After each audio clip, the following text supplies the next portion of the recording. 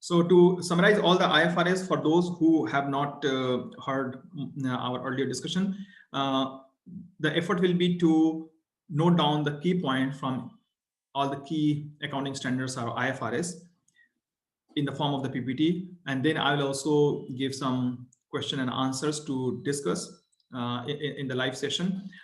And ultimately, you can attempt to answer those questions and also add any other question or doubt you have so that we all can discuss together. I'm not trying to go through the entire PDF because that will take a lot more time and it will distract us as well, since we have a lot to cover in this 2-hour session. There will be another 2-hour session tomorrow as well, but I would try to, that's why, highlight key points from each IFRS. And that's the model I'm trying to follow. Let me know if you have any other questions or you want a different approach as well.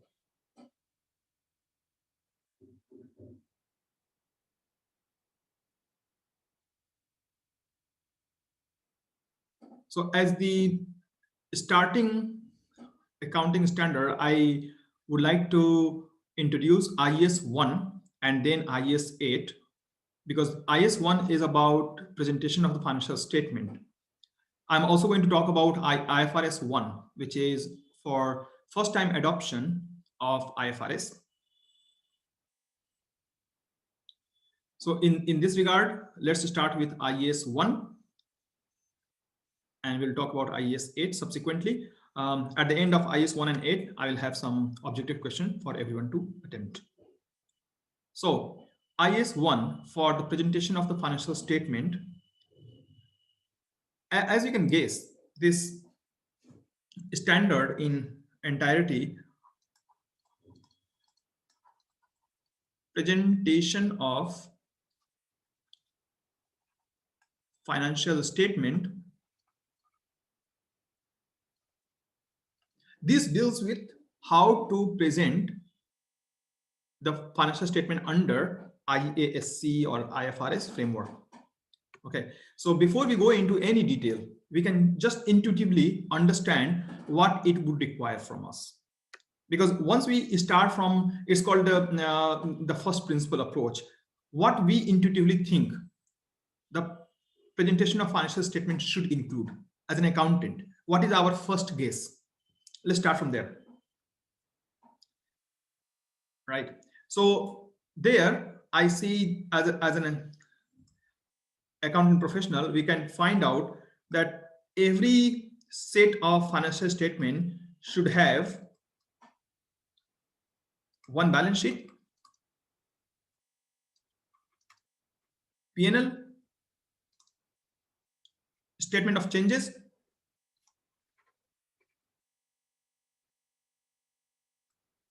in net asset or net equity,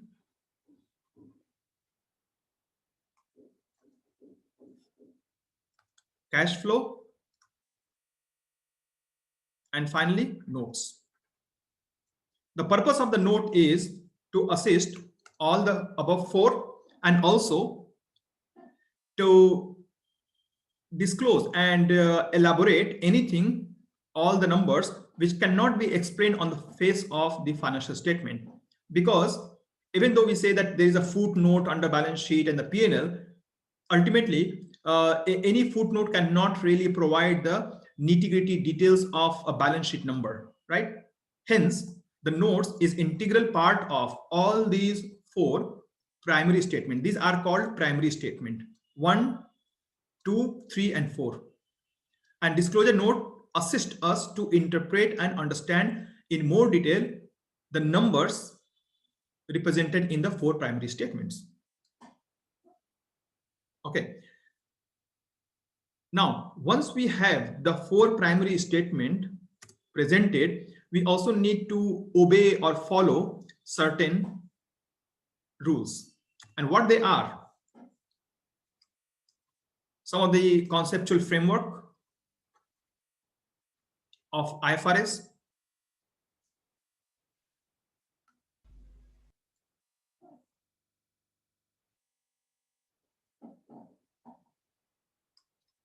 secondly, rules of IFRS to prepare account.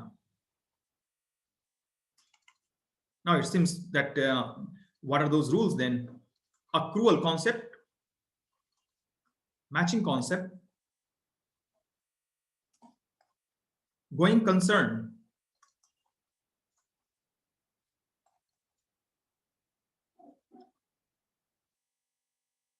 prudence,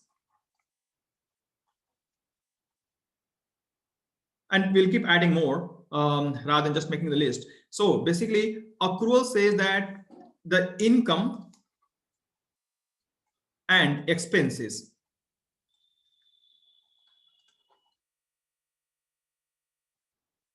should be matched in the period they occur, or they should be matched so that there is no delinking between the two. Like if expense is recorded for a period, we need to consider the income of the respective period, and vice versa.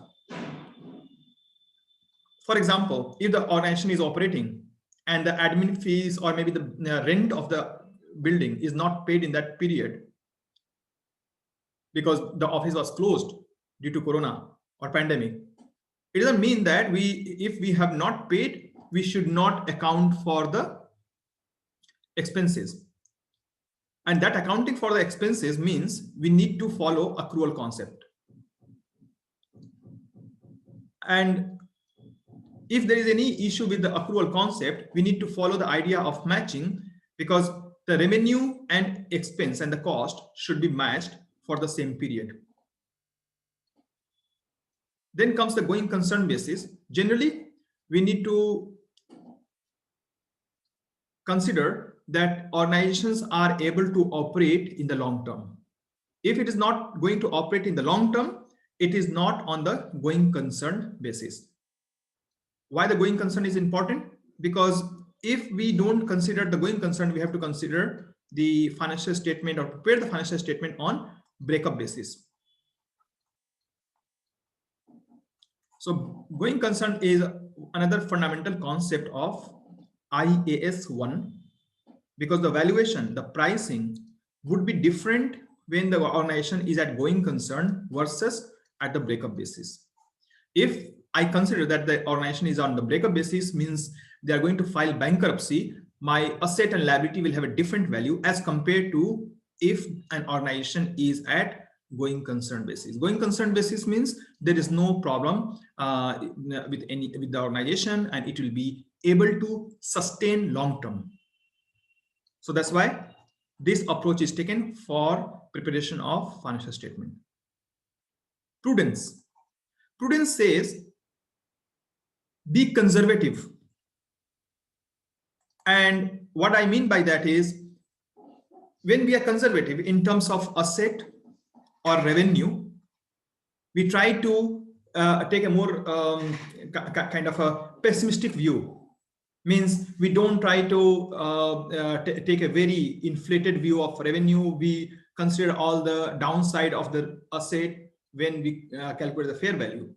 So prudence says take a conservative view of revenue or asset and consider the worst case scenario when it comes to the liability. Extreme for liability. Because if the liability for any reason is inflated, it will impact the organization, and hence investors or the users of the financial statement should know what is more likely or what could be the worst of situation for the given liability. So the prudence concept needs to be followed not only for the liability, in fact for asset, liability, revenue, expenses, all the numbers that we are talking about in the 4 primary statement should follow prudent approach. So prudence is another fundamental idea of IAS 1. So it talks about the 4 primary statement, how to organize that, what to classify, and how to prepare these numbers. So let's cover a couple of other key concepts.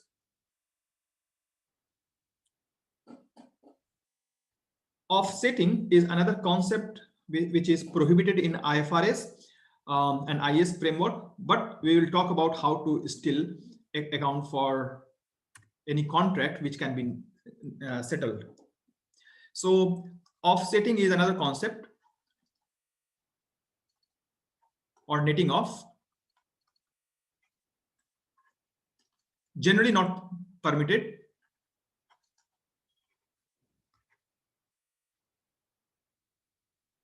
In IFRS. So when you prepare a balance sheet, all the asset and liability should be shown separately, even if these are with the same counterparty. So who are the counterparty? Normally, if you are dealing with a bank and you have a set of asset and liability, both with the same bank, right? So what is the asset? Say $100, and liability is $30, right? Do you prefer to show a set of $70? Whenever you wish to unmute and speak, please do so.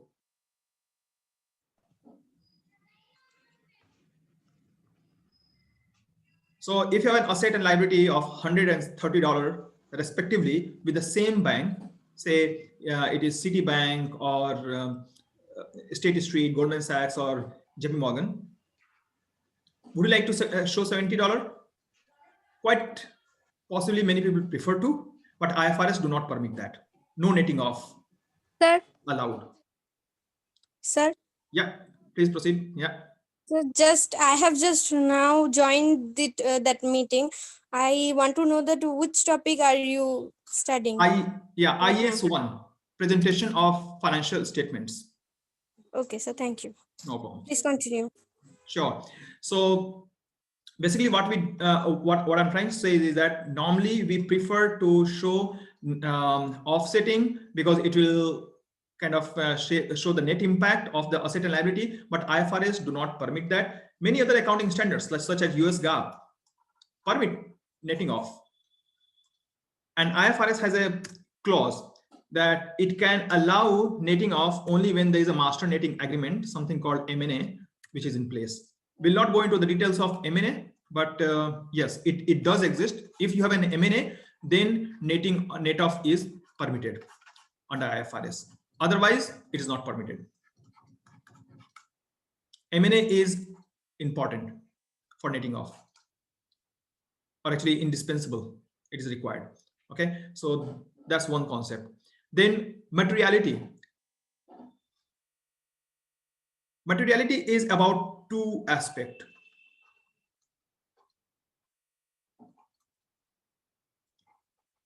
Qualitative and quantitative. Since IFRS is very much a concept or a principle-based accounting standard, it allows you to present the financial statement which provides all the key information. Any material or important information should be provided. It is not rule-based, it is disclosure-based. That means if you think any information or the number is important for the financial statement, if it is important for users to know, please show that, please reflect that, regardless of what the rules or rule book says. So, and when it is about the qualitative, it is about the materiality of the information, it is not just on the basis of the number, right? Imagine a situation when an auditor visits a branch of the bank and finds out that though the revenue of the bank is say $1 billion, okay, but there was a fraud in the bank to the extent of say $5 only. There was a fraud of $5. Somebody just took the money from the bank and it was never detected, even despite all the CCTV camera, etc. Now, quantitatively, is that big number? No. But qualitatively, is that important? Yes.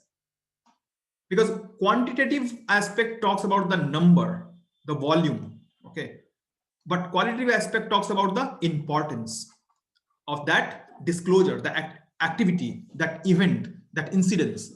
So that's why you need to judge the materiality on the basis of the qualitative and quantitative, both aspect, and then you can judge whether an event, a number, or disclosure is material or not.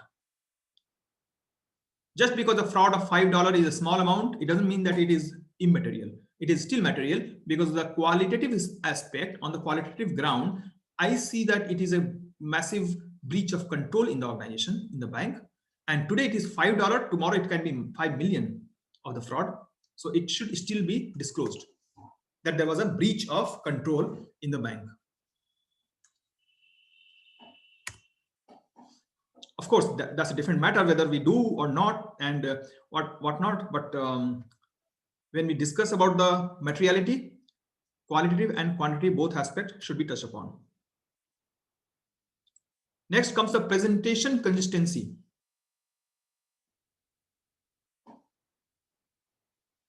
So consistency, a key aspect of the accounting standards, IS1, because when we have a balance sheet and the P&L for 2001, and then another state of balance sheet and a P&L for 2002, often we see the argument that, you know what, in 2001 we disclosed it, but in 2002 we did not think it is important. Okay. And 2001 we also disclosed it because the number was big, but in 2002 we did not disclose because it was small. That kind of argument is inconsistent. In IFRS, IS world, we need to stay consistent year upon year when it comes to the treatment and disclosure or recognition of the numbers. So consistency should be maintained. Okay, and that also brings me to another point called comparative. IFRS requires at least 2 years of disclosures. What does that mean? 2 years of disclosures. So when you have a balance sheet or P&L number, so balance sheet, P&L, or even cash flow, this needs to be prepared for current year as well as previous year, CY, PY.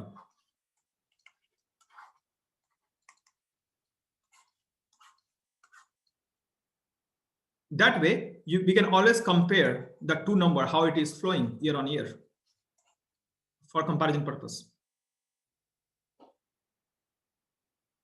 There are other rules how and when we can show even prior to previous year's number. In exceptional cases, as per IAS 8, sometime it is required. We'll talk on case-to-case basis.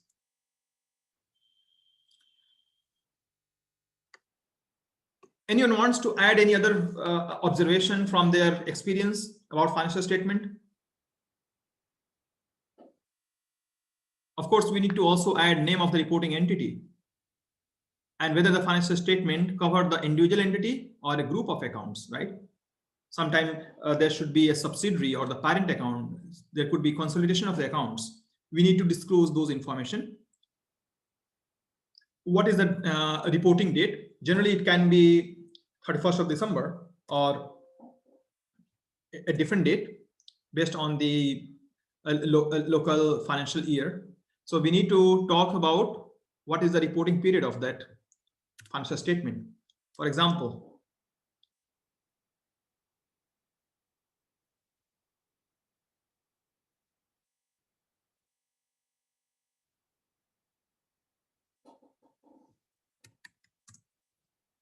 so there is a very good question here. In terms of consistency, there could be certain set of mandatory disclosure as per the IFRS. So that will help in the consistency, definitely, because after all, IFRS 7, which talks about all the accounting disclosures, right? And then we have different disclosure notes like credit note, liquidity notes, offsetting tables. So this helps us to stay consistent. But again, in the credit note and liquidity notes, what we show, it is up to us. And this is where often accountants take the decision which is not consistent. So no matter how much accounting standard will like you to stay consistent, sometimes people go a tangent, take their own road, and go to the farmhouses, leaving the railway track. And for that only, it has been emphasized that, hey, be consistent when there's a disclosure about the number. Okay, so other item that we need to also consider as per IS 1 is presentation currency. Choose the presentation currency which is right, and we'll learn about the forex transactions presentation currency in other standards, IS 23. But presentation currency is important aspect of IS 1 as well. Level of rounding, even these are important decisions to make. How many decimal places you are going to show numbers for? How many decimal places? Reporting period.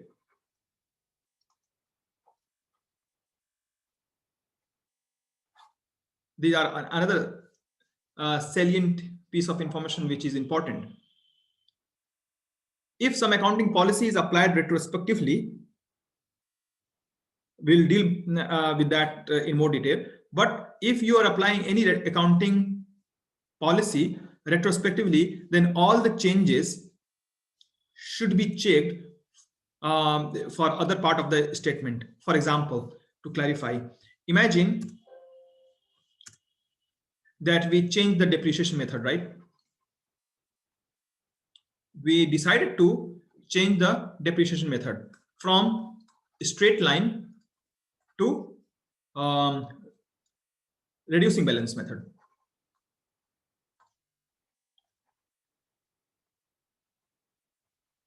What we need to do? A, be consistent, apply the same method to all your plant and equipment, and B, restate the number for previous year financial statement. Do you remember? You promised to show 2 years of the financial statement here, current year and previous year. If you decide to change the depreciation method, which is a change in accounting policy, you change the number this year or you change the methodology this year, but you need to also do the same for previous year, because your accounting numbers will be different for PY, and you cannot keep the same PY number as per the old accounting method, and you cannot just change the depreciation method for this year and keep the last year number as it was. No, you need to change the PY number. If you change the PY number in the balance sheet, your P&L will be changed, right? Then your line items in the cash flow will change. The net cash flow will not be impacted, but line items within the cash flow will be impacted. So all those things need to be consistent as per IS 1. Let me give you an example of how the balance sheet and all these accounts will look like.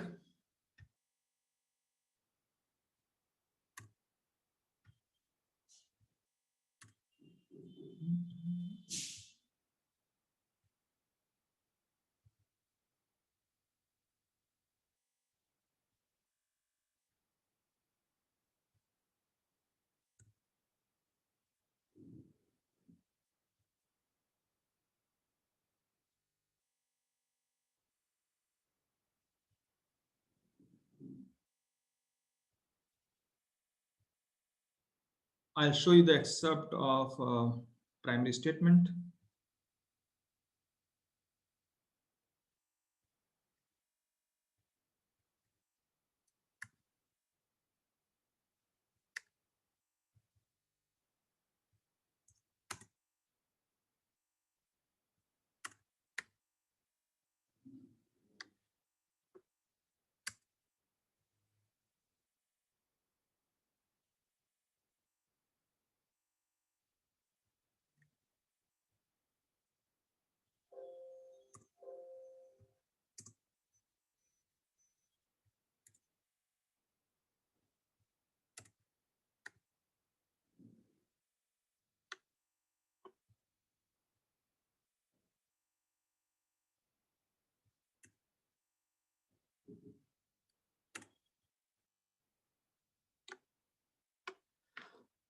So now can you see and correlate to what we were talking about? So 2018, 2017, and 2016. Let's ignore it for a minute, and we'll talk about that, why it comes sometimes. But generally, you will see 2018 and 2017. So, for instance, you made the change in the property, plant, and equipment because your depreciation method changed. Depreciation method changed. That will also impact your P&L. Did I bring it here?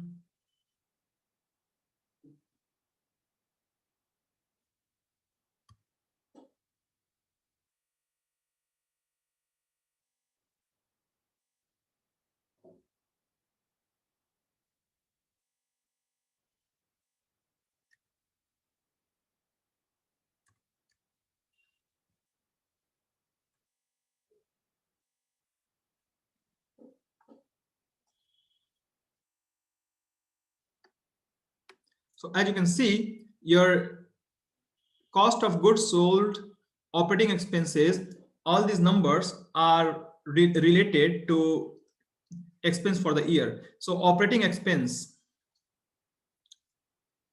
in income before tax, they are impacted by the depreciation method that you choose. So what I'm saying is, for 2018, when you make any change, you have made the impact for 2018, but your 2017 numbers are still reflected as old number. So if you make change in 2018 policy, you also need to make the changes in the number for 2017 and check that all the financial statement and all the numbers are adjusted, because sometime you make change in one place and it will flow through the entire financial statement, FS, notes, report, even compliance reports are changed. So need to be careful and check and develop a checklist so that all relevant places are impacted accordingly.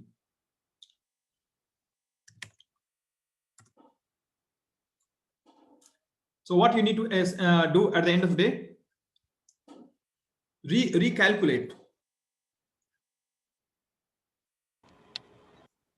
PY number, previous year number, or restate. In fact, this is called restatement as well, PY number.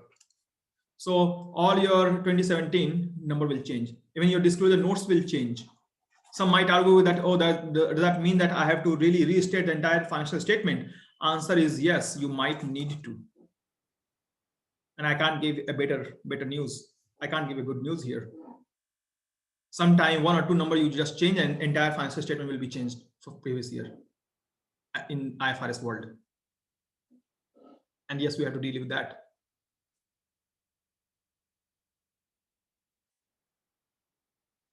Of course, with experience, you will know which number are going to change, but that comes with experience. But till then, have to just bear with the reality. And we don't have any other shortcut for this.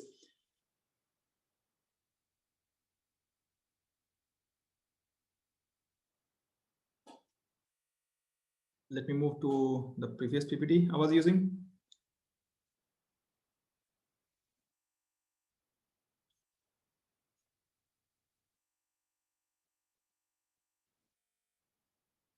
By the way, any questions so far?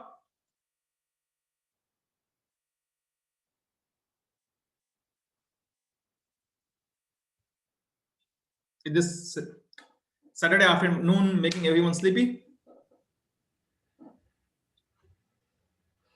Hello. Hello. Yeah. For me, no question. I'm just coming online due to the time communicated in one of the forums. Oh, okay. So I don't even know which module are you discussing? We are talking about IS1. So okay, yeah. Okay. Right.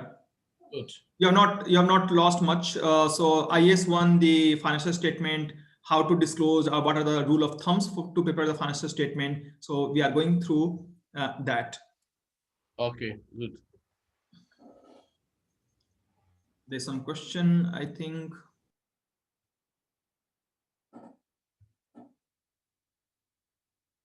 Sir, Yes.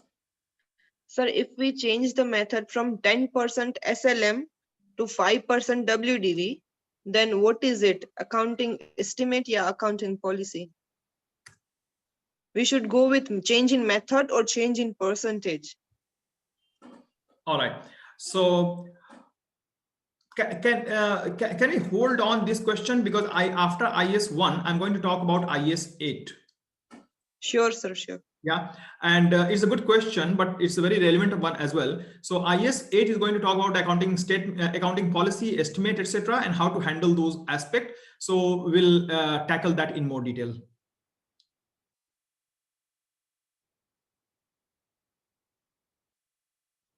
So I'm sharing the new PPT, right? Are you able to see the blank page?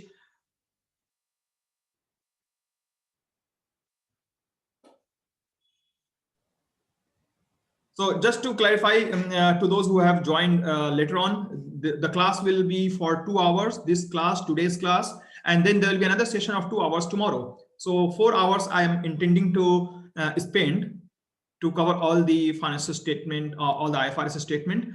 Of course, it will not be as detailed as it will be for the entire long-term session, but I would like to just cover all the key points for major accounting standards.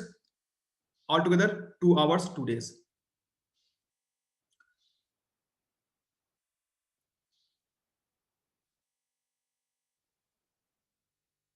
Okay, so back to IS 1.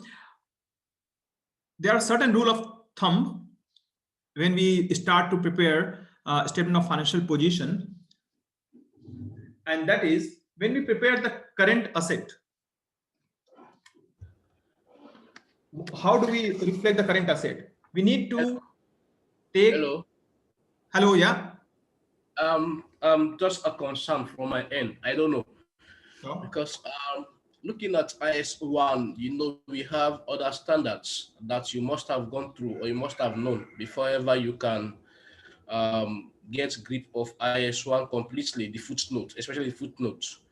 There are other IS that you're supposed to have known, like PP 16, 17, IFRS 5, IFRS 16. I think those standards are equally important if someone needs to know IS 1 totally. I don't know. It's just my opinion. You can advise better. That's the right one. So IS 1 is just to give a very bird's eye view on the what do you call the rule of thumb, how to prepare the 4 major statement and notes. Then, of course, as you said, we have IS 36, 37, then 21. So for inflation, FX, intangible, tangible asset, there are various other accounting standards which will talk about how to treat each number or each type of asset, each type of liability, how to disclose, how to recognize. So all those standards are equally important, but IS 1 just gives a very high level guidelines how to start preparing the financial statement, and then the specific standard will provide the further details. It's just like the world map. So once we have the world map, then if you want to say go to Europe or any such country, you can buy the local map as well. So just like that. Okay. All right. So back to the IFRS, sorry, IS 1, some key points I just want to highlight. And there, maybe you can note it down. So current asset, how to disclose that? There are three, 4 types of current asset, and we need to disclose separately as a line items, and they are held through maturity. So when we show any particular asset in the balance sheet, we need to reflect them as one of the 4 heading. For example, held till maturity.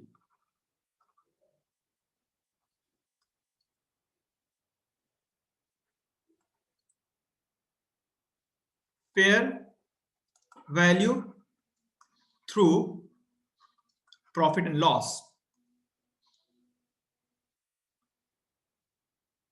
and then fair value through profit and loss through the comprehensive income.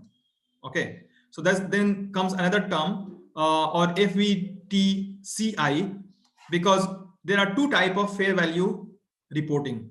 One goes directly into the P&L, another goes into the comprehensive income.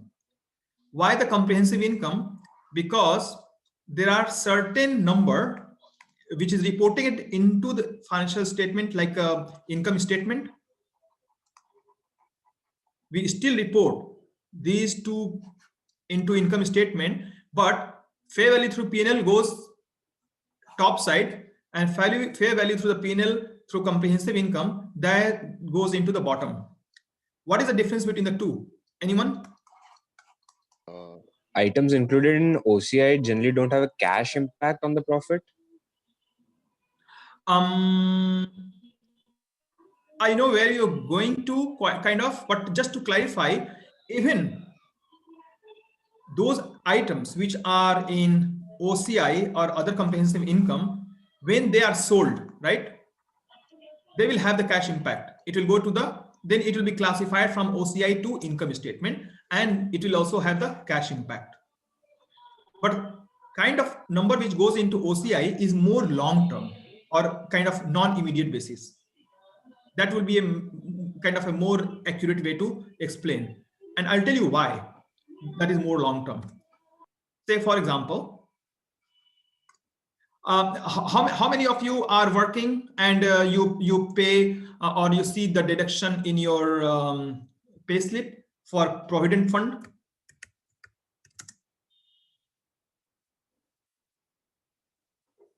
So what happens when there is a provident fund or any payment deducted by employer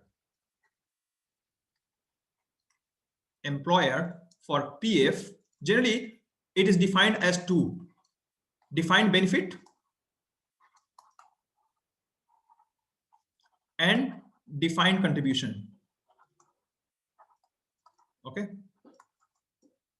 when the employer has a defined benefit program, they have to maintain certain pool of assets, because they have to assure you as employer that when you retire, you'll have certain payment every month. Okay, good news. For that, they need to maintain a pool of asset. Sometime, because of the bad market, pool of asset can go down and employer has to incur more expenses. Are you with me?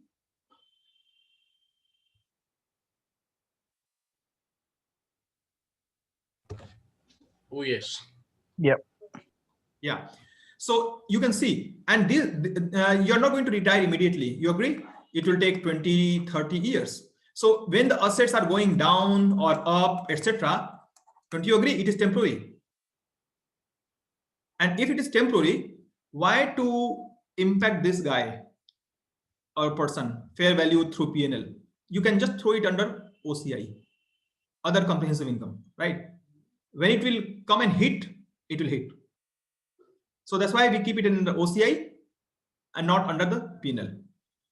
So this kind of classification is needed on the face of the primary statement. When I say primary statement, like balance sheet, profit and loss, cash flow, and statement of changes, we need to keep the header, like held till maturity, fair value through P&L. There should be separate line items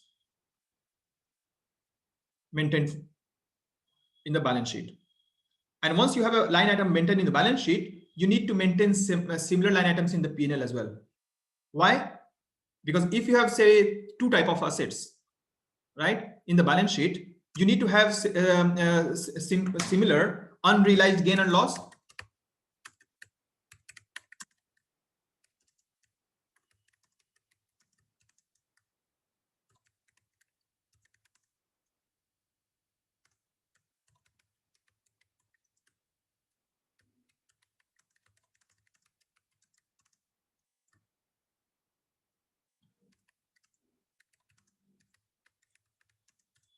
So you need to maintain same kind of list of assets and the disclosure in the balance sheet and P&L in order to be consistent.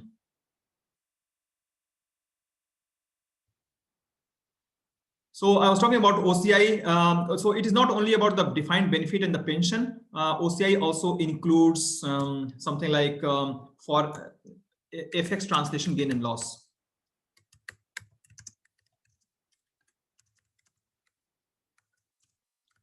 So defined benefit and gain and loss on asset held till maturity. Okay, so anything which is long term, anything that is not going to impact immediately, but still is a loss or gain for your organization, that will be going into OCI.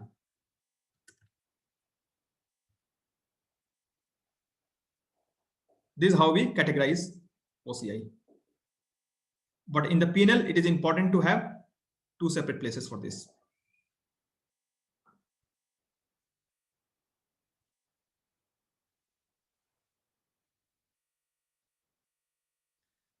Current liability, how do we disclose items in current liabilities? Any idea? Anything that settles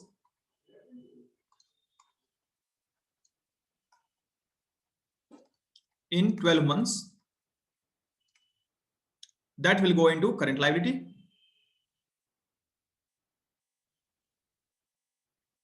Or if it is going to be settled within normal operating cycle.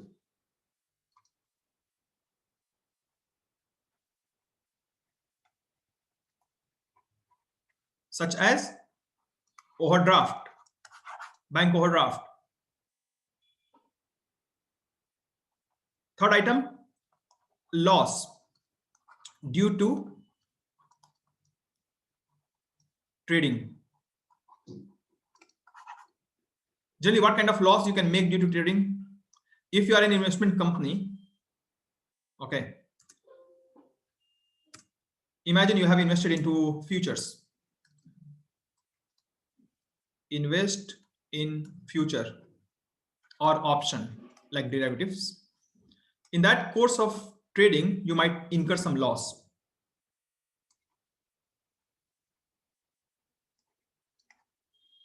That will go as a liability in the balance sheet, and you can classify that as current liability.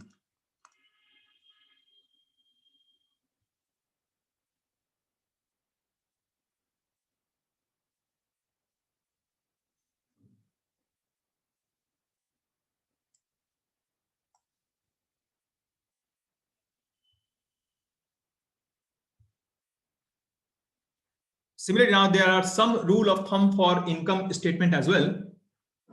So an entity can present all its income and expenses for the period either in a single statement of comprehensive income, or you can break it down in a statement of profit and loss and other comprehensive income. Now, why I'm giving these two statements? Like earlier we talked about having OCI, and now I'm saying that you can keep it under the statement of comprehensive income, as well as you can have another approach. The point is IAS 1 gives you the flexibility. I mean, praise of IAS 1, but oops. IAS 1 gives you flexibility to either show everything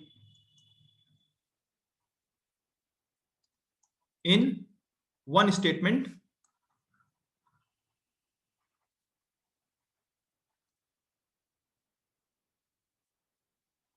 called comprehensive income,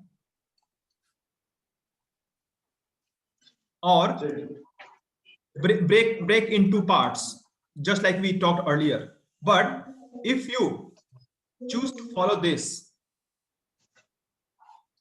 you have to provide a detailed notes anyway. So there is no escape ultimately. You have to highlight anyway. What is the fair value through P&L? And so fair value through P&L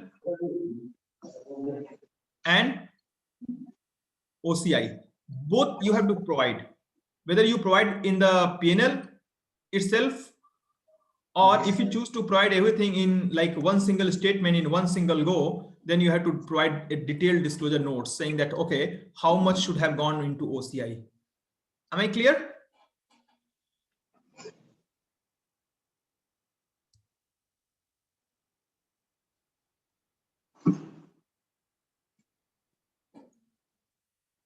Any question on this?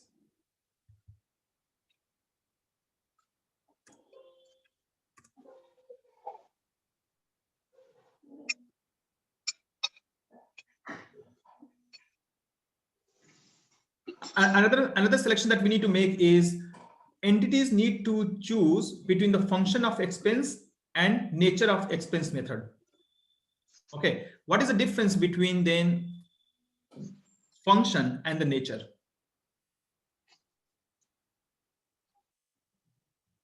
Anyone?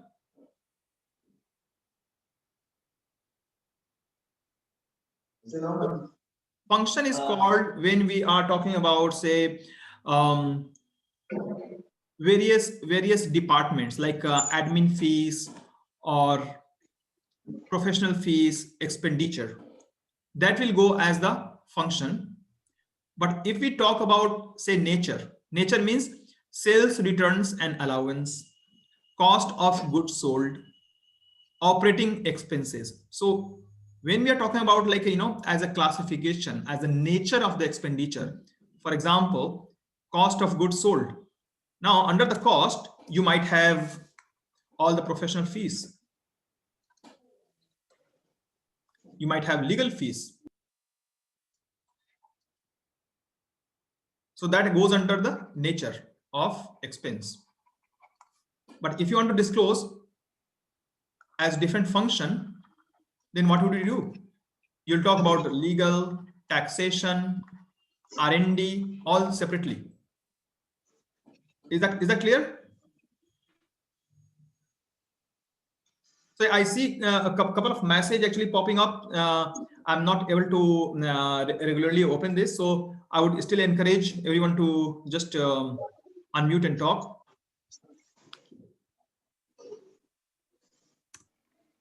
Hi Nidhish, could you please repeat this? You were explaining regarding nature and the other aspect.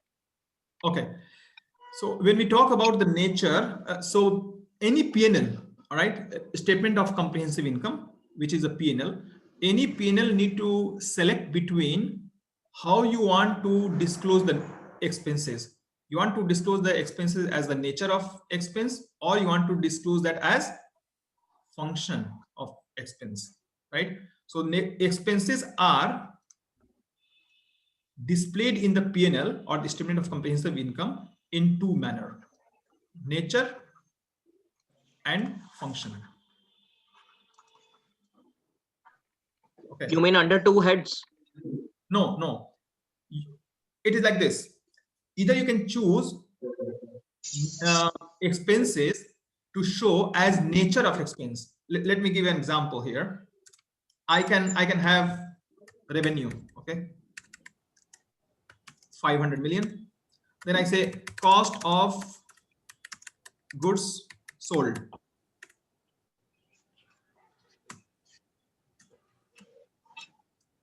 minus 120. Then I might have other expenses, another 150. What is this? This is talking about the cost incurred without telling us the different functions. So this is about the nature, right? Because I'm talking about the goods sold. What was the inventory cost of goods sold? What was the inventory cost? Then I say other expenses, maybe some admin expense, all the expense clubbed together. So this is nature, right, of expenses. Next, I can have another type to show this. Revenue remains the same. So you can either club it by nature or by function. Then I'll say admin fee, tax fee, legal fee. Now what I'm showing here, Separately you're showing, right? yeah, separately, but it's not separate only, it is a function. I'm reflecting the different functions of the expenditure. In You that mean way, either particular function, I mean or- particular admin, or we can club it into single heading like other expenses, correct? yeah, then it becomes nature. Here it becomes function. Thanks. And that Hello. is an important selection, but you have to do the selection. You can't keep changing this as well. You have to make a selection and follow it year on year.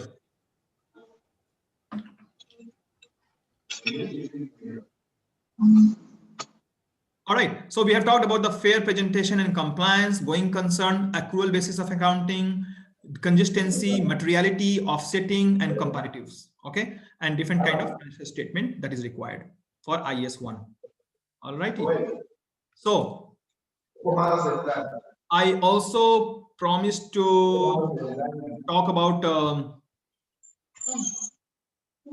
memory map. Okay, so this is the memory map I was referring to. This kind of memory map is important to understand and grasp the end of life IFRS or one accounting statement at a time. So since we have 40 to 50 different accounting standards that we often need to learn or any diploma or certificate program, we need to get accustomed to use this kind of memory map or prepare one for ourselves. Okay, I'll post it to a few groups as an example, and we'll expect everyone to kind of develop this kind of skill. It will be just useful to develop good memory techniques. Okay, so all the concept I talked about, that is here broken as a useful and memorable items and good visuals. It will help you memorize and retain these informations longer, and it will take less time if you want to revise it as well.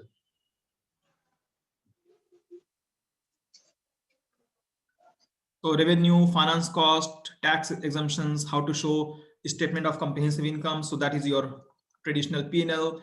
This is your statement of expenses. Then this is all the key concept or key rules for IS1. General information accounting policy, judgment, purpose. What is the purpose of the account IAS? And that is financial position, performance, cash flow, notes. And then we talk about the different framework of IS1. Going concern, we talked about accrual basis, materiality, offsetting, frequency of reporting, all these aspects. And here comes your balance sheet. What you cover under balance sheet: asset, liabilities, and equity, and presentation. See, in one picture you have covered almost entire IS1, and easy to remember.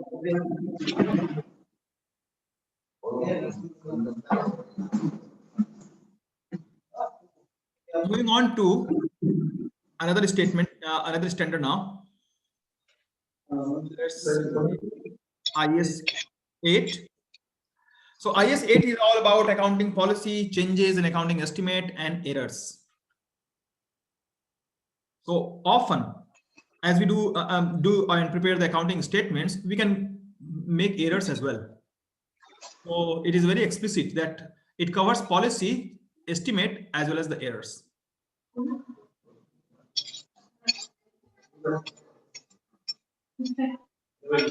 Have you prepared the financial statement? Have you encountered any error and how it was treated? Anyone from your experience?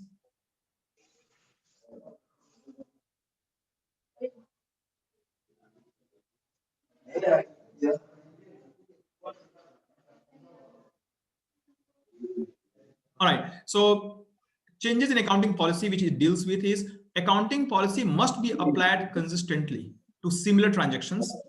So again, we are back to consistency.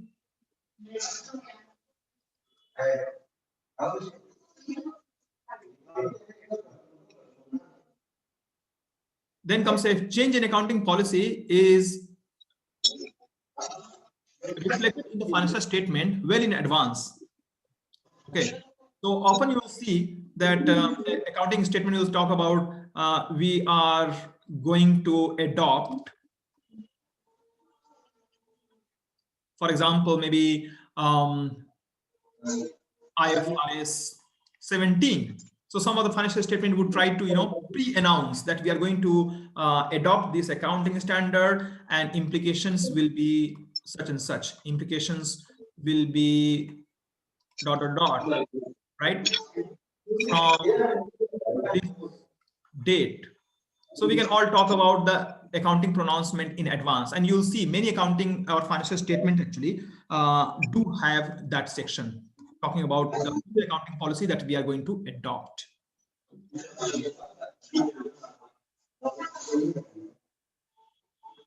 Now, another aspect is sometimes an entity choose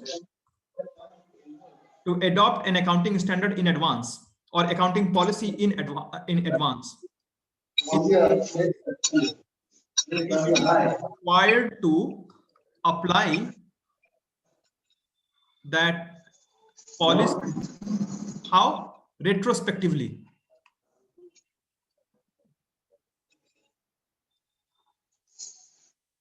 What does this mean?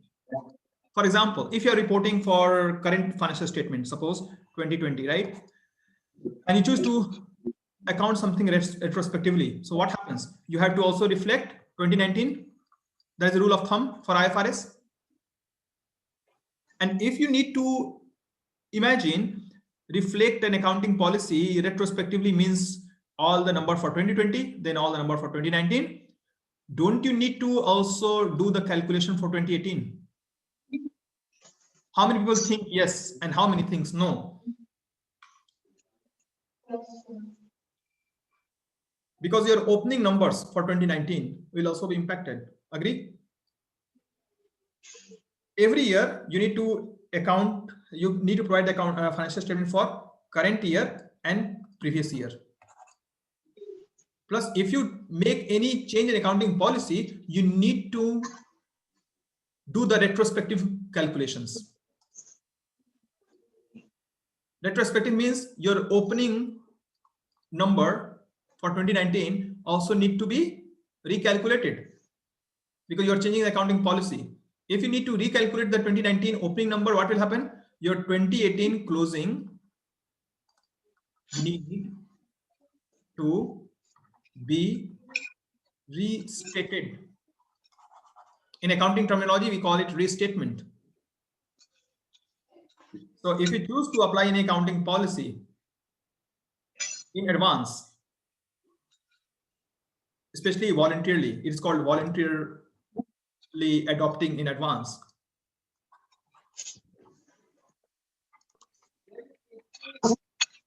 Nidhish, I have a query. I mean, if you say reinstating, for example, it is 2020 is current. So prior to we have to prior 2 years we also need to make changes, correct? Correct. But more important is that you know the reasons, right? Because you need to make the judgment yourself in the future in such situation. So why you need to restate 2018? And you don't need to recalculate all the numbers. You just need to find out the closing number for 2018. Okay.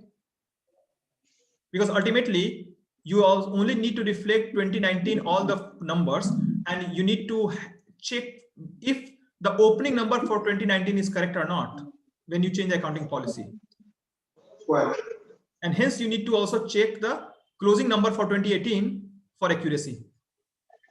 That's why 2-3 years are impacted when you decide to change the accounting policy or adopt voluntarily before the accounting standard is in force. Because sometimes what happens is you are asked to adopt new accounting standards, say by 2022.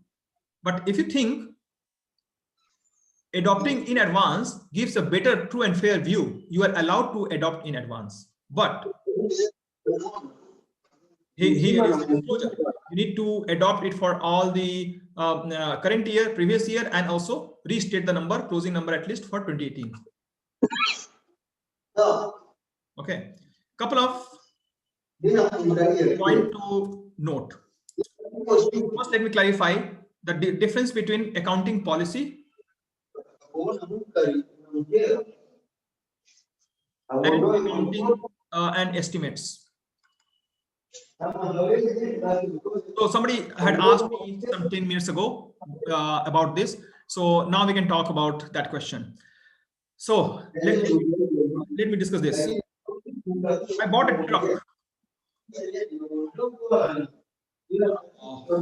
Not the right picture. I think. Okay, imagine this is like a truck. Okay, 5 minutes, and it is for 10 million. Any currency. Someone tell me what is the useful economic life. Let's say it is 10 years. All right. What will be the depreciation? So 1 million per year. I will go to my P&L.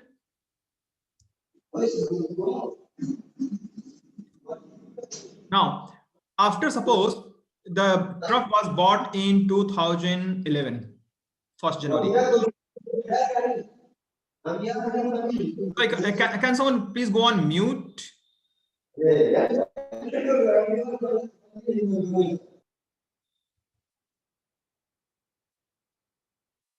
Okay, so now with this,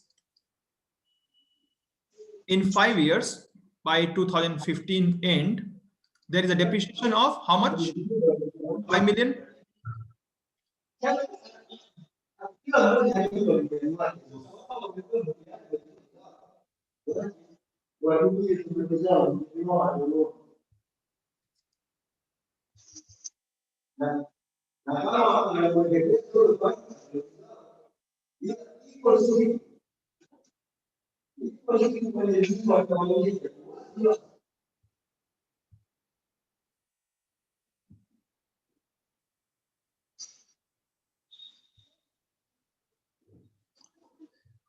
Sorry, I was trying, it was frozen for a while. I was trying to switch to muted mode. All right, so 5 million of the total depreciation, and start of 2016, we realized that we need to change the total value of, or maybe the life of the truck. Okay, initially we envisaged that truck is useful for 10 years, right? Now, I want to estimate this useful for 15 years.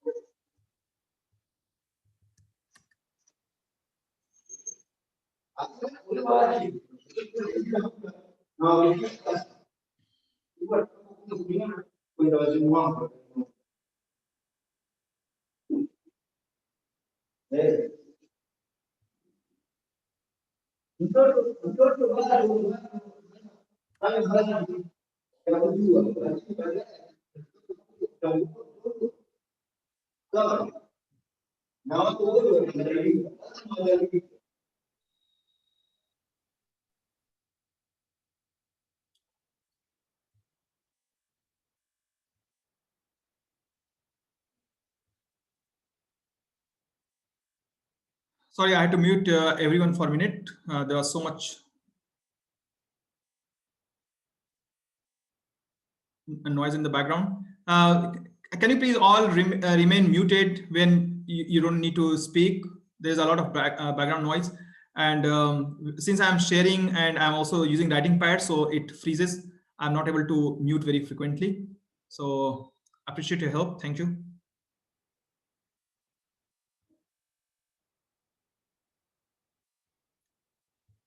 All right, I'm just going to start screen sharing again.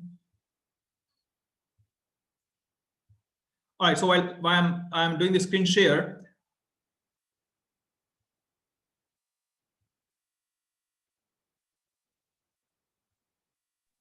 we decided to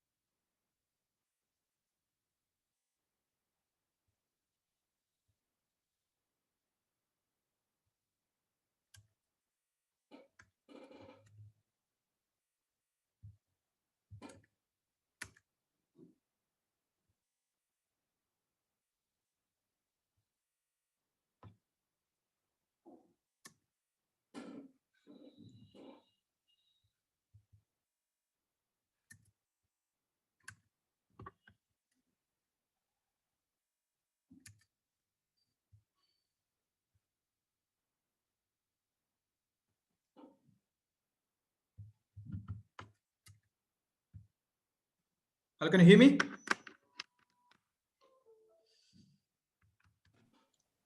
True.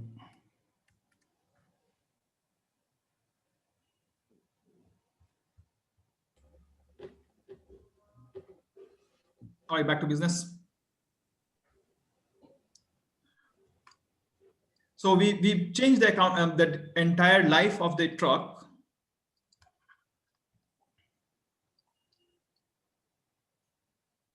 Okay.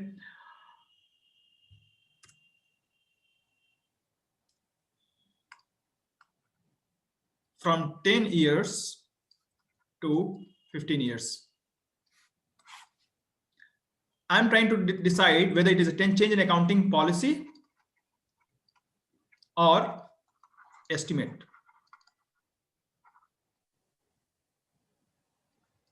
Can someone help?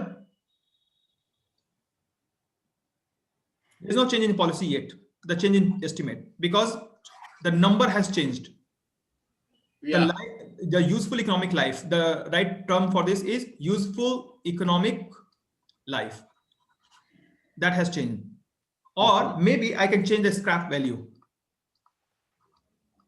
Scrap value of the truck. That's another change I can do. Or the third change I can do is Percentage. what else? Sorry. Depreciation method. No, I will factor that one later on. Thanks for adding. But in the estimate only, I'm just trying to stay in the estimate section. I'm just trying to change the estimates. So I change the number of useful economic life. I change the scrap value, and the third thing I can also do, Value. change the Credits. carrying value as well. Yes. Right? Because if I change the carrying value, ultimately how much goes into your balance sheet or P&L as a depreciation will also get impacted again. But one thing that you need to note is, and that is a key point of the entire IS 8. Because in this, you are not changing the method. Did you notice when someone said quite rightly though that you can change the depreciation method? But then I said that let's wait for that for a minute. Because when we are changing the estimate and the number of years of the truck or useful economic life or the scrap value, you notice we are just changing the numbers. And when you are changing the number only about the truck, year, life, scrap value, you are changing the estimate. But then comes second point, depreciation, but that is not change in estimate, that is change in the accounting method. Now why we are kind of discriminating between the two, between the estimate and accounting method, because there is a massive difference between the two. When you change accounting method, there is a bad news. And bad news is you have to make the retrospective change. Remember it. It is highly examinable. Retrospective change. What is retrospective? You have to start making changes for previous years and not only 1 or 2 years. Let me make it worse. Probably I'm just giving the bad news. When it comes to retrospective here, you have to look into the start date every year of depreciation for depreciation, because if the truck was bought say in 2011 and it was say for 10 million, and you change the accounting method from straight line to reducing balance, right? Do you agree that you need to start accounting from 2011 to 2017 if you have made the change in 2017 in accounting methods, right? Do you agree? Because straight line is what? You have a truck for 10 million to be depreciated in 10 years. Every year, per year, your depreciation is 1 million. But when you adopt reducing balance method,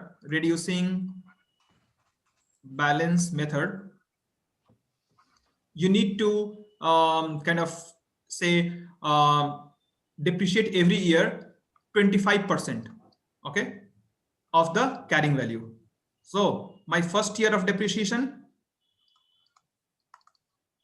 2.5 million, second year 25% of 7.5 million, right?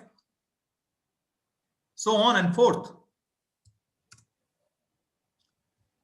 So second year is 25% of 10 minus 2.5 million, right?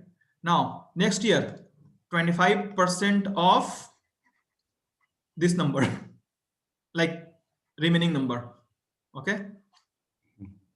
Or let's say 25% of 75% of 7.5 million. So this is how for third year. For fourth year, it will continue like this. Percent of. So don't you have to make the calculation from year 1 till date, right?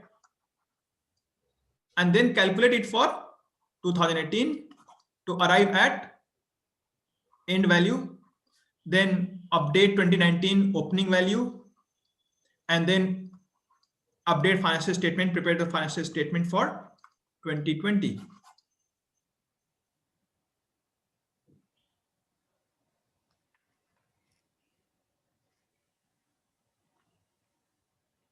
So this is how we go about calculating reducing balance and accounting policy. So when you make the change in the accounting policy, you need to change, of course, current year you have to change, previous year you have to change, previous year you have to restate, and also do the calculation for all the years. When you do the changes in accounting policy. Well, I'll give you some relief. If there is a change in accounting policy due to the change in accounting standard, the change in accounting rules, change in Companies Act, regulations, by law, right? Then you don't have to do kind of retrospective changes. You just need to change current year, previous year, and that's it.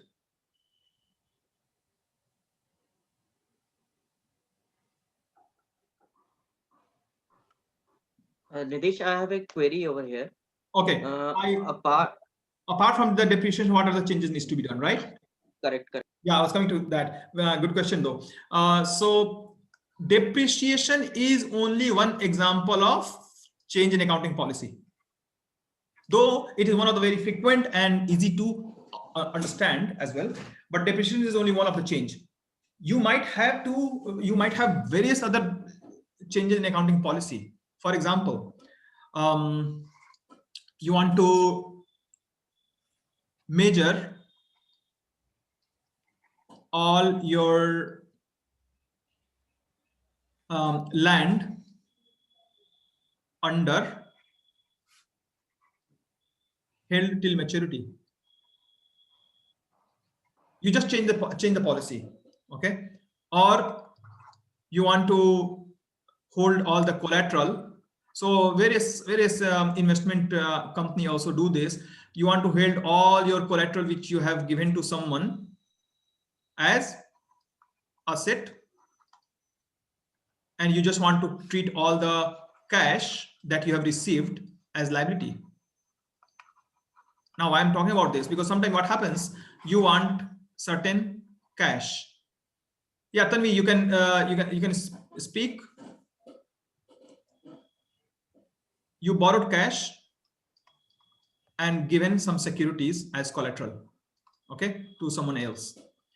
So generally we reflect the cash as asset and security is not reflected in the balance sheet. But you might change the policy. You can say that, okay, all the cash is liability and all the security is your asset, right? That can be a change in your policy. And if you do so, you need to implement that retrospectively. Similarly, there are various such policies which can change time to time. Make sense? Someone, Tani, you raised the hand. You want to add a point?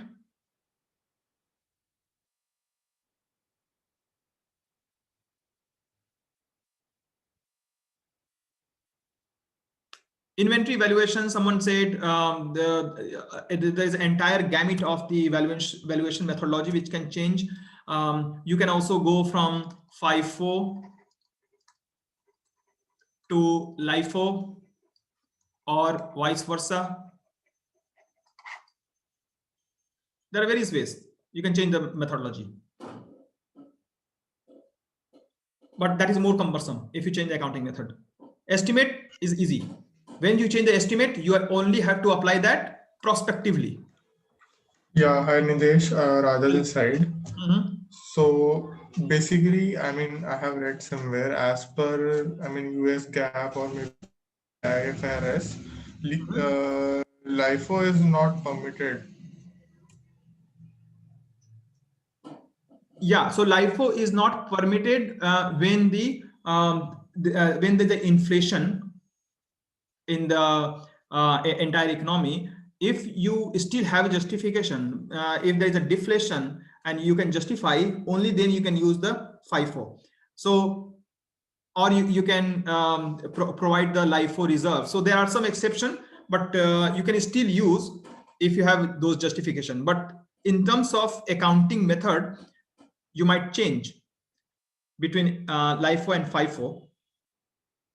So as a policy change, it will still require the entire restatement of the number if you choose to make any switch. For example, I think someone also talked about valuation method. So one could be LIFO and FIFO. It is not completely banned, but it gives the flexibility to choose. Of course, IFRS has very little restrictions on any particular method. So if you can justify the use, it can still be used in both way. But of course, for the inflation impacted economy, it has its own preference that LIFO is not generally permitted because it does not provide the right costing method for the P&L. So that's the approach.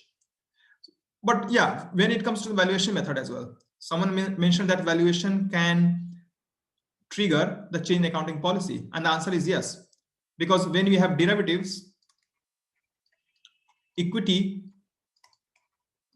and fixed income like bonds, you need to use extensive valuation methodology.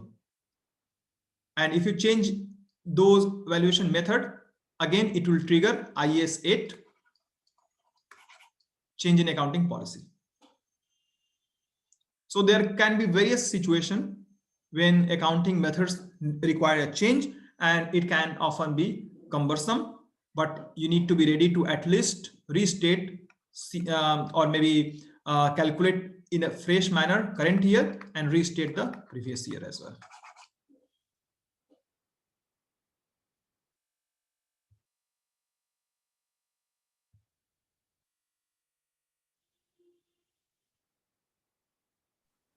Nidhish, this derivative equity and FI bonds, you were trying to explain that there can be changes in their method like FIFO to LIFO easily.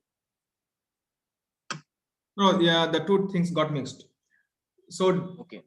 the valuation method I'm talking about for options, future, derivative, and fixed income, they are basically based on the derivative valuation, like swap, right?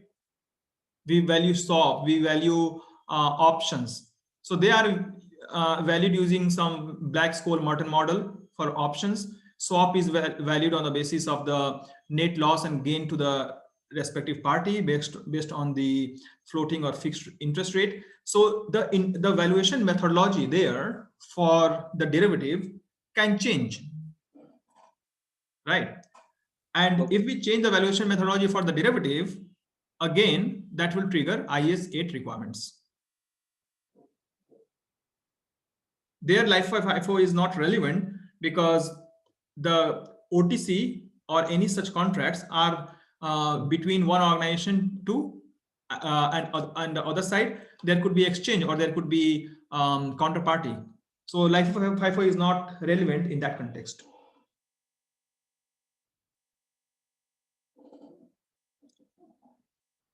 Does that clarify? Yes, thanks. Okay.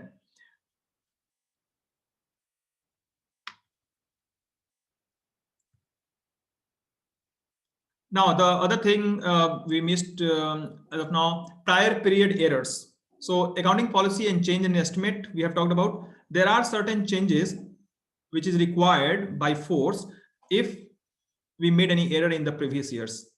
It could be error or it could be because of the lack of information. If that happens, we need to make changes in the prior period. Of course, it will also change the number in the current year. And if we need to make a changes in the last year, which reflects the change in accounting policy, then you need to reclassify all other similar numbers as well. And it makes rational sense, right?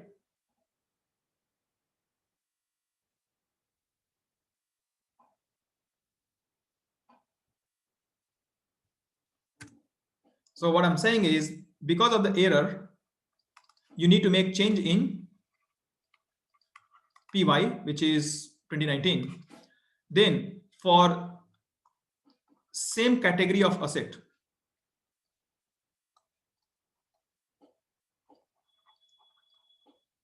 or liability, or for similar expense,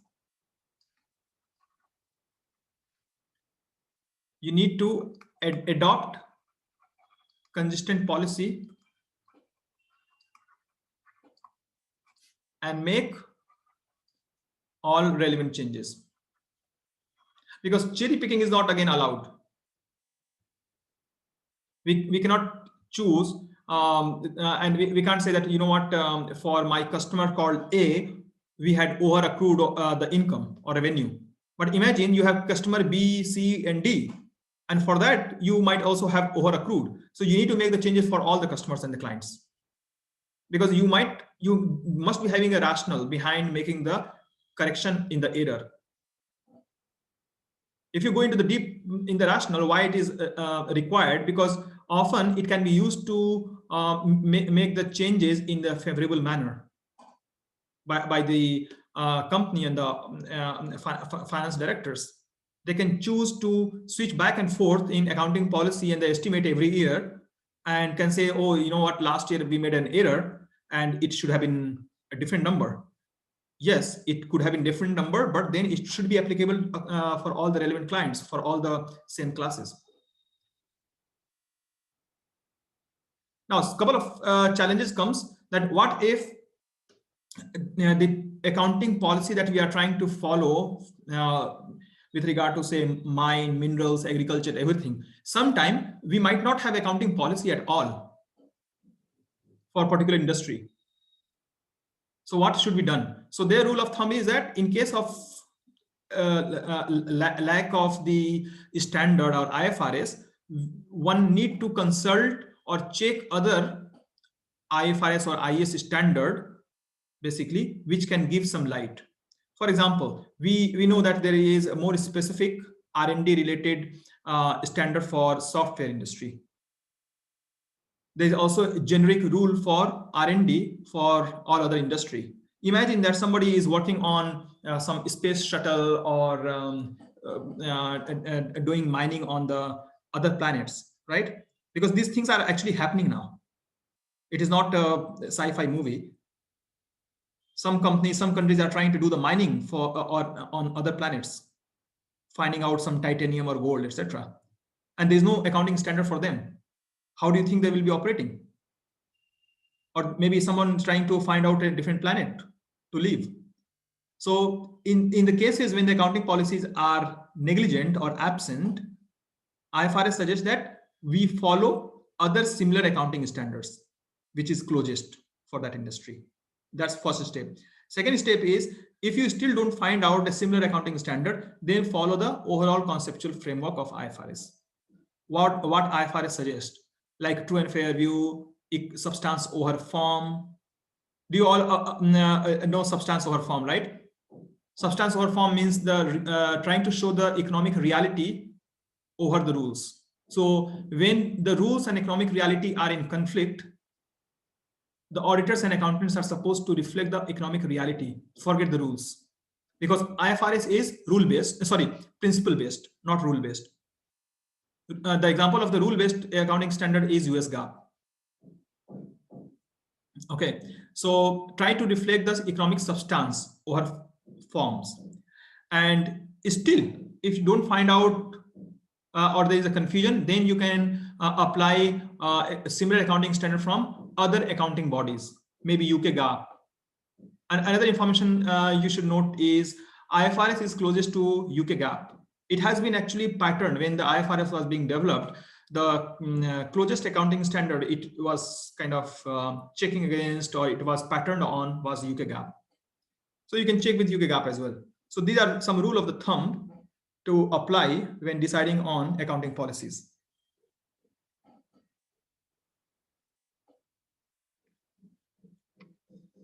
Okay, so what are the different disclosures required for IS 8? Title of IFRS, nature of change in accounting policy. So what kind of change we are going to make if there is any change in accounting policy? Why that change is needed? So let me write it down for you to note.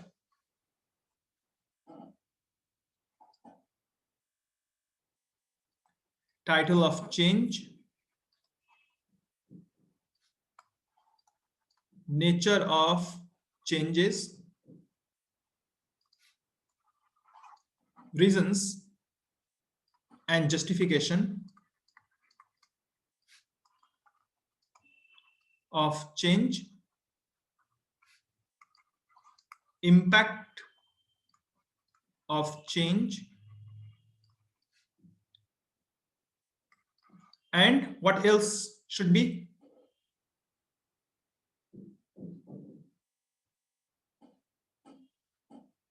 So when I say impact, sometimes the question is that what could be the impact? So it is the number, okay, adjustments and places where the change will be applicable.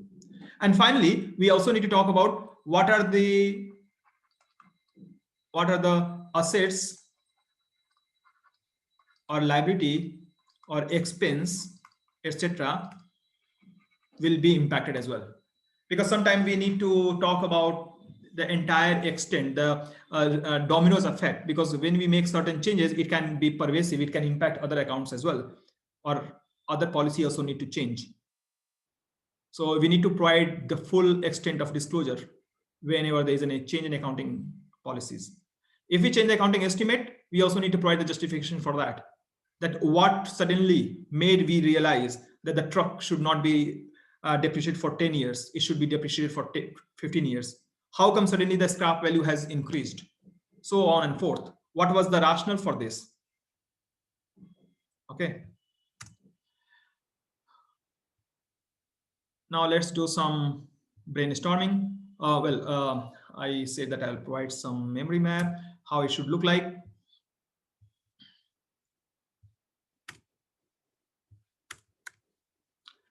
Other memory map you can be used to. So accounting policy, rules and conventions, selection, changes, and said that be consistent.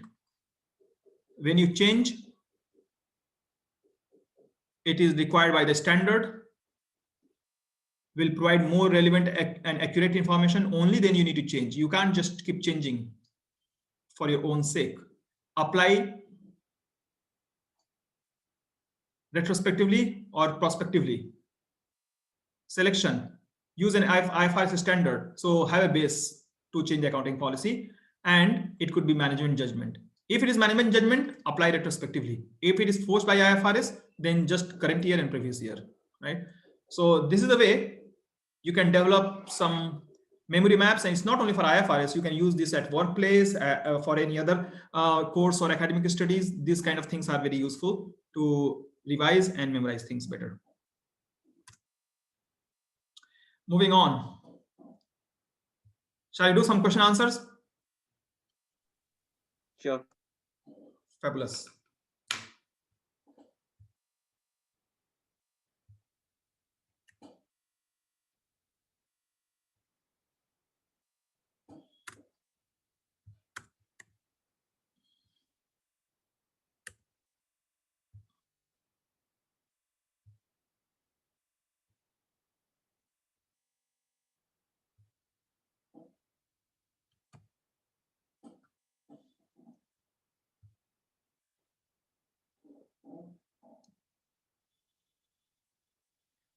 So this is a question. As usual, it is good to first read the question before going through the details. How much should be accounted for as a prior period adjustment? What should be the PPADJ?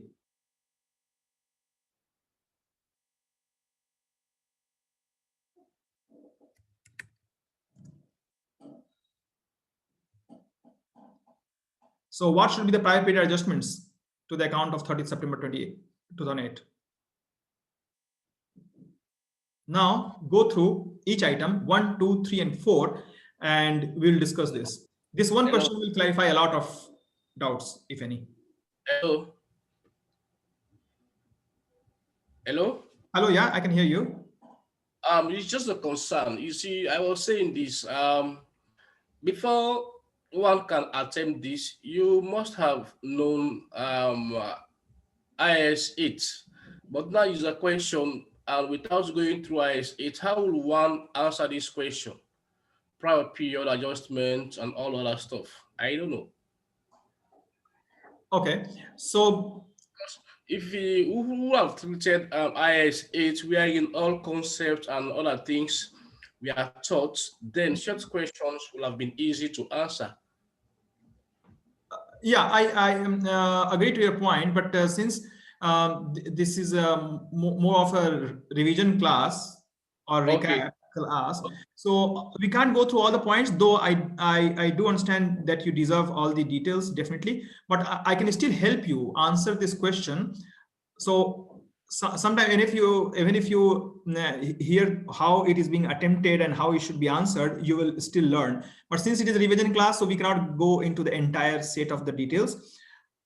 Yeah, I got you. So let's see, and I'll discuss and help you with the right approach.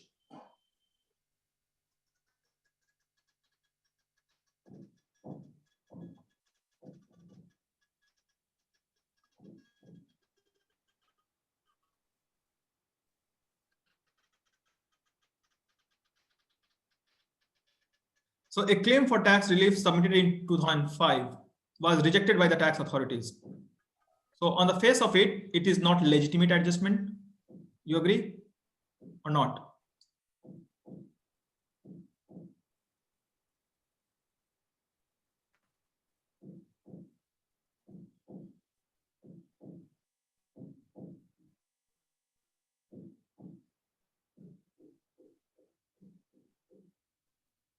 The company had originally expected the claim to succeed.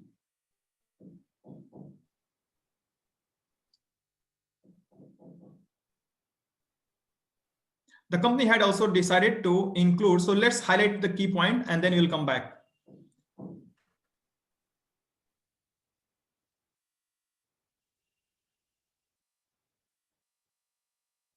The company decided to include attributable overheads in its inventory valuation for the first time in 2008.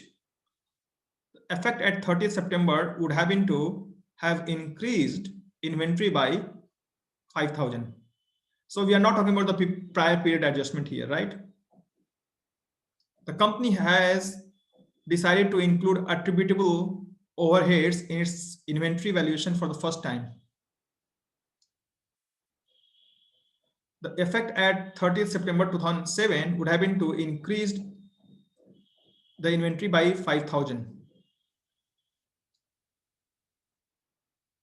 So a relevant sentence here to highlight.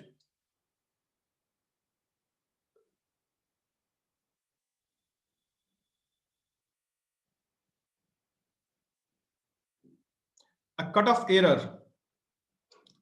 Look at the word error. Was discovered, which would have been reduced the value of inventory by 24,000. Oh, so look like that. If we had encountered this earlier, our reserve or the entire value would have gone down by 24K. Now, obsolete inventory had been written down to its estimated net reliable value at this. All right. Point number 4 is saying there is some inventory which has gone obsolete. And when we sold it this year, right, the entire value has been already adjusted because now it is sold.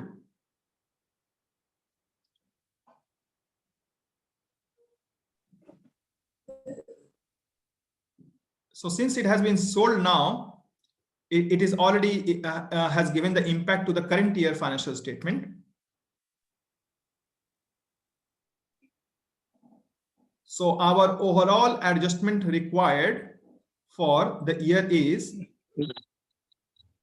24 plus 10K. So it will be 34K because a cutoff error which has happened here. So cutoff error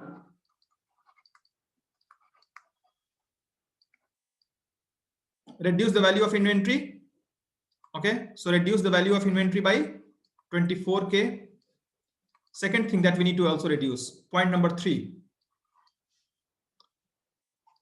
The company had decided to include attributable overheads in its inventory valuation for the first time in 2008. Effect last year, right? We are talking about the prior period adjustment. So everything that has happened last year would have been to have increased inventory by 5,000. Oh, so if we had that foresight last year, we would have increased the value by 5K. So increase the value by 5K. Point number 2. Okay, let's go by 3. A claim of tax relief. See, the company is saying company had originally expected to claim to succeed. The claim should have succeeded. So company would have already assumed that it will succeed. But what has happened? The tax authority has rejected this.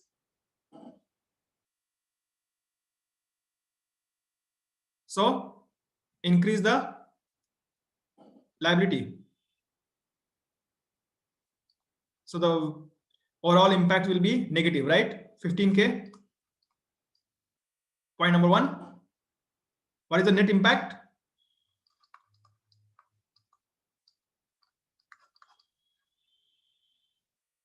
Any question?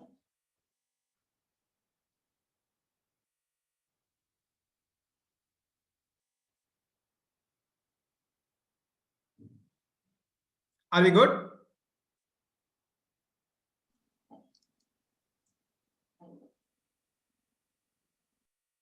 Yeah, Nidhish. So this one question that, but it gives you an overview how we analyze the prior period adjustment or the current year adjustments for IS 8. I do understand it is a tremendous or big standard and it will require a lot of time to discuss. Typically in one session I spend on this. It it goes up to 2 hours to cover all the salient points. But this is just a quick overview. Now we can move to another statement, another standard. Let's cover quickly IFRS 1.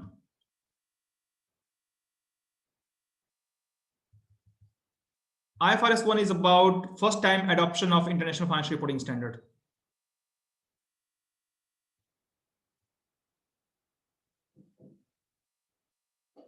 So when we adopt first time IFRS 1,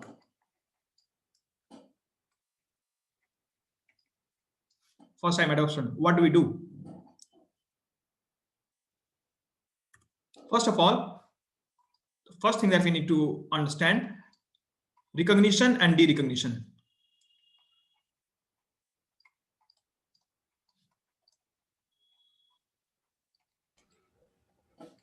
Because imagine, let's take, for example, a US GAAP based financial statement, okay?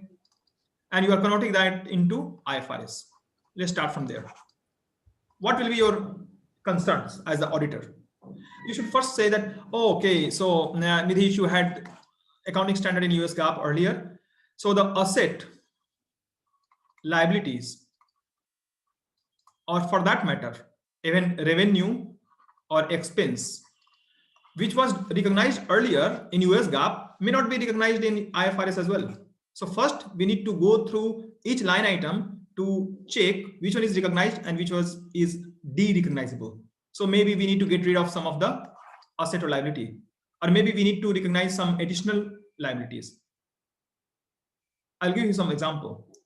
If we are doing the lease accounting, imagine under US GAAP versus under IFRS, there'll be a lot new liabilities to be recognized or more asset to be recognized under IFRS. Because how IFRS treat, let's say, just to make the point clear, I need to introduce to you some concept of lease accounting. Okay, so under lease accounting in IFRS, if you are suppose paying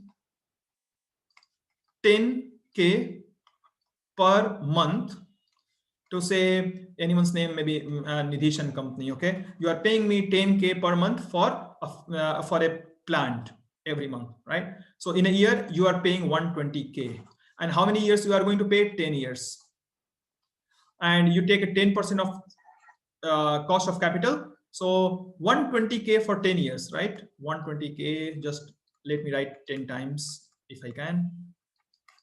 Okay, so you need to take the present value of all this cash flow. How much it would be? Anyone? It would be around 0.9 million.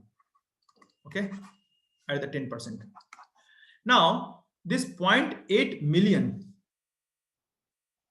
generally, if you are reporting under US GAAP, you can just report as an expense of 10K. Do you all agree? Oh, look like you're shy, but anyway. So let's imagine.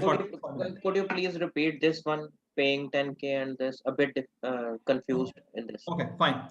Imagine you have a factory and I have provided you a plant. Okay, that is on lease, and you're supposed to pay me 10K per month, okay, for that plant. So 10K per month means 120K per year. Correct. And you are going to pay me 10 years for 10 years. So if you pay me all the 10 years, what will be the present value of all the cash flow that will come in future? How much it will be worth today? It will be around 0.8 million if you take a 10% of the cost of capital, right? This is how we calculate the present value of something, because money in the future is not same equally valued as of today, right? If you pay me say 100,000 after a year, I would value that like a 90,000 now, isn't it? Because of the interest, inflation, so many other factors. So we take a present value of all the cash flow that you're going to pay to me in next 10 years. This is IRR NPV? It's not IRR NPV, but similar concept. So you use the cost of capital of the organization and try to track the present value. So generally the present value is taken like this. Let's say year 1, 2, 3, 4, 5, 6, 7, 8, 9, right? And you're going to pay me 120K per year. So I will take the present value, which is like 120K divided by 1.1, then 120 divided by 1.1.2, then 120 divided by 1.1 to the power 3, and all the number that will come here is like 10 or maybe 98K or maybe 90K. All the number that comes here, that will be the present value, okay, which I am estimating as 0.8 million. So the point I'm trying to make is, this is your net liability, isn't it, to me? You are going to pay me this much, yes or no? Don't worry, I will not ask you this money anyway, but you are going to pay me this, right? Okay. So this 0.8 million that you are going to pay if you're going to run the factory, right? This is like a liability from you to me. You owe this liability to me in reality. Whatever accounting method, whatever the accounting standard says, in reality, that is the fact. So IFRS says that don't follow what US GAAP was saying. You have a liability to Nidhish to the extent of 0.8 million. And you need to show this as a liability of 0.8 million. Now, you'll argue that, how come I have not taken any asset or I have not signed any agreement of liability? How can one impose liability on me of 0.8 million? Then I will say, okay, fine. IFRS also says that you have an asset of 0.8 million at the start of the agreement.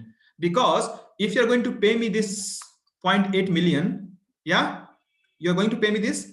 This also means that you have a plant which we are using, that is also yours then. Because you are going to ultimately benefit from that plant, right? The plant I'm talking about in your factory, who is going to take the economic benefit of that plant? It's you, right?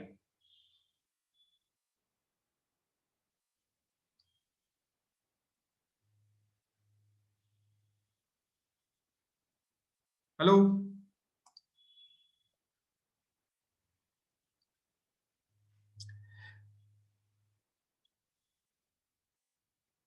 Are you still with me or confused anywhere? So the point is, if there is a liability to me to the extent of 0.8 million, IFRS also asks you to recognize an asset to the same extent of 8.8 million. And IFRS assumes that you have an asset and you have a liability if you have made a commitment to somebody to pay this much amount in future. Okay, so you need to recognize an asset, you need to recognize a liability, both. And it is fair, it makes sense, because ultimately you are the beneficial of that plant, right? The plant we are talking about earlier, the plant you took from me and you promised to pay me 120K per annum per year, you are going to get the benefit, right? And what is the definition of the asset? Future economic benefit. Are you not going to get the future economic benefit? If yes, then you have an asset. Correct. Correct. Are you not going to pay me for next 10 years? If yes, then you have a liability. So you have asset and liability both. In both angles, it is fair. Earlier, accounting standard like US GAAP was not asking you to recognize asset and liability, but IFRS is asking you to do that. What did we learn from this? We learned that IFRS may ask you to recognize additional asset, additional liability. Or in some cases, IFRS may ask you to remove that asset or liability, or even some income.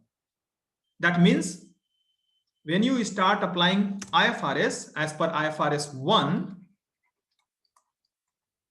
you need to reconsider recognition and derecognition. Derecognition is when you have an asset, or suppose, for say $1 million.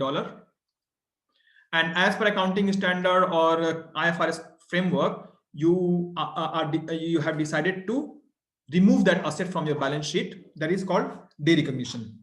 And IFRS has loads of strict criteria where you cannot easily recognize an asset as well. So you have to de-recognize some of the asset or maybe some of the liability as well. You have to remove, right? That means you have to really analyze each and every number in the balance sheet, in the P&L, in cash flow, and accordingly decide whether it should stay or it should be gone.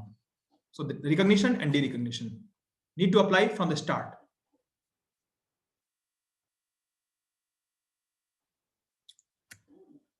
What else? You need to have more standard notes. What are standard notes? Disclosures, market risk, credit risk, liquidity risk, offsetting tables, derivative risk, currency risk. So many different risk tables you need to prepare, which might not be in the earlier statements.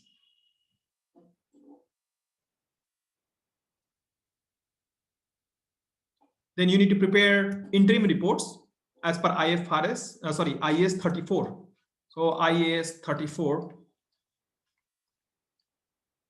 for interim statements.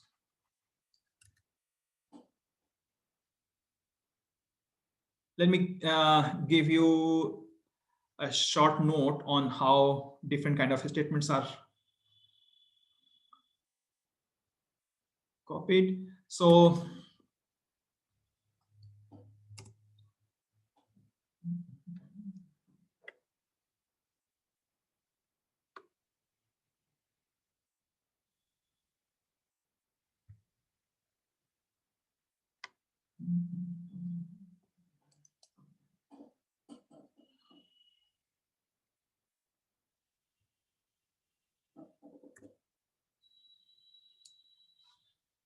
all the assets need to be mapped under IFRS. Which one? 9 and 13. Liabilities. And why this summary is important? Because eventually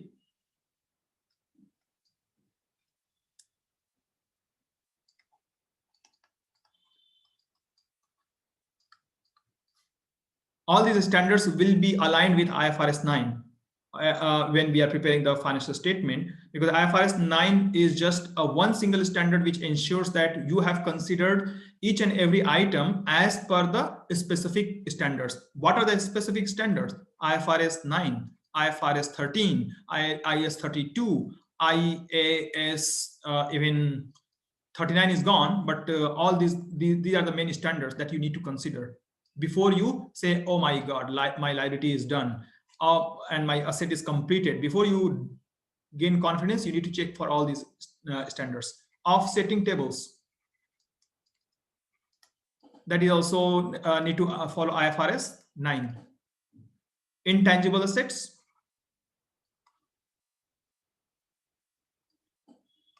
IAS 38. Then we have cash flow statement, specifically following IAS 7. Balance sheet, P&L, all these standard of changes need to follow IAS 1.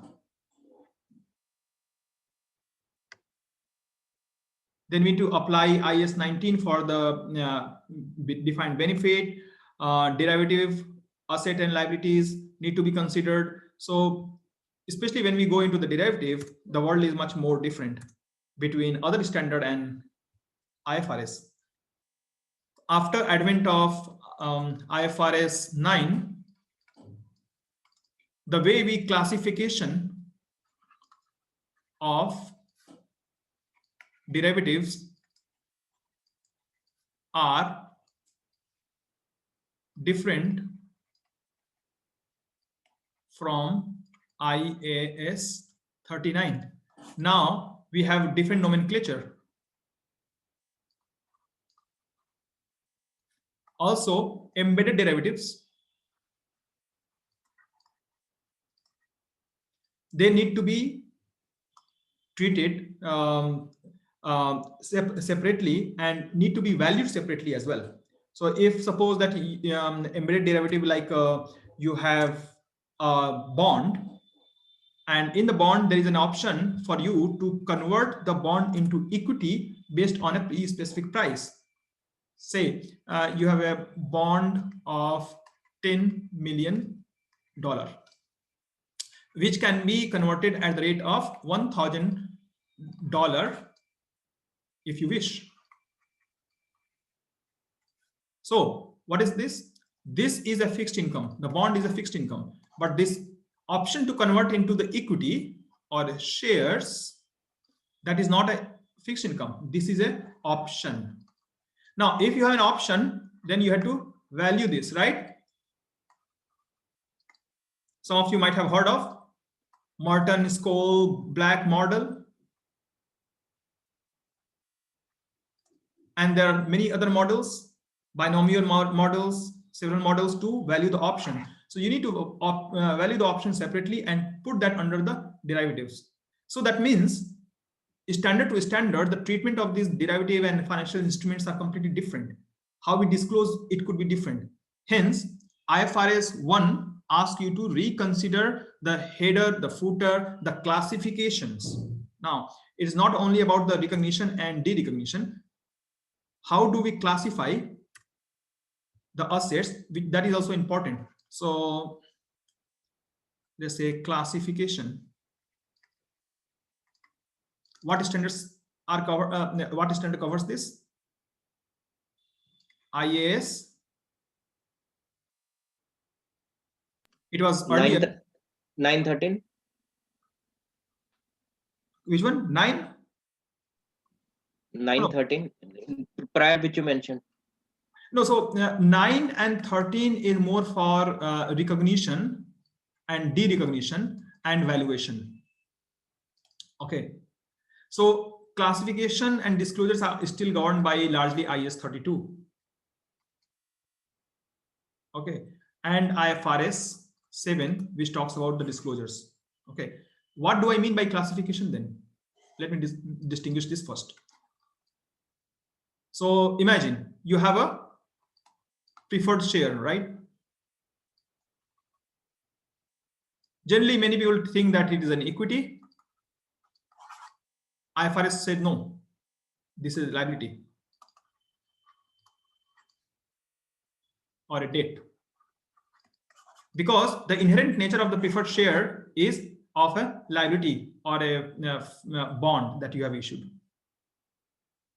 So suddenly your equity converts into debt, isn't it? Big difference. So the classification can be different. Your entire balance sheet P&L can go, like upside down if you convert from one accounting standard to IFRS. And these are the salient points that we need to be careful of and need to apply each and every different accounting standard. So pension accounting I talked about, IAS 19 for pension. Then comes the provisioning. That is another key aspect for IFRS, because as per IAS 37, you might need to realize so many different kind of expense and liability as per the provisions. Not only this, if you are in a mining business and you think that after you complete your business, you might need to pay 1 million to government in order to reinstate the damage to the environment, and that 1 million you need to take the present value of that today. It might be say 7.75 million. So this is a liability that you need to recognize and you need to provision for that liability. In many other accounting standards similar to US GAAP, it is not compulsory as of now, but in IFRS you might have to have new expense, new liability. So need to check for all such accounting standard and recognized, derecognized as the need be. There are some exceptions as well, though. What are the exceptions which is not part of the IFRS 1 strictly?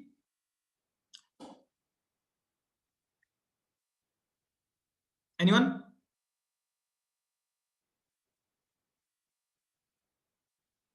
So one of the exemption is that when it comes to the retrospective application of IFRS for hedge accounting, say,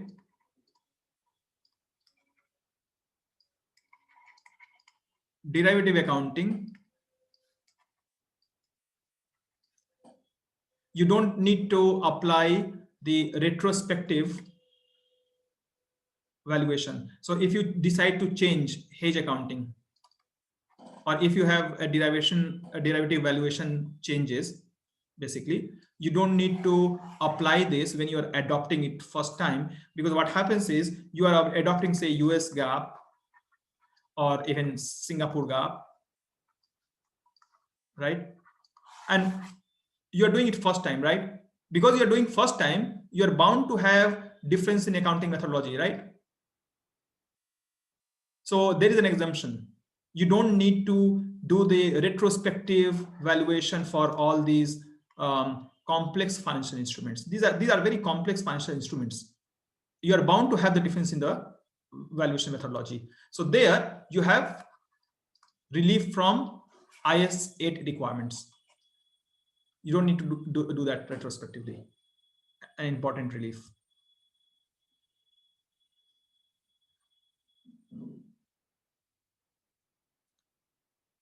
Any question?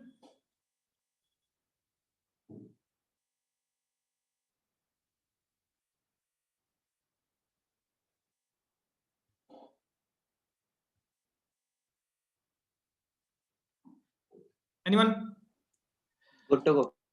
All right, great. So we are at the almost at the end of 2 hours. We have gone past 6 p.m. So we can stop it here and we'll regroup tomorrow. Sure.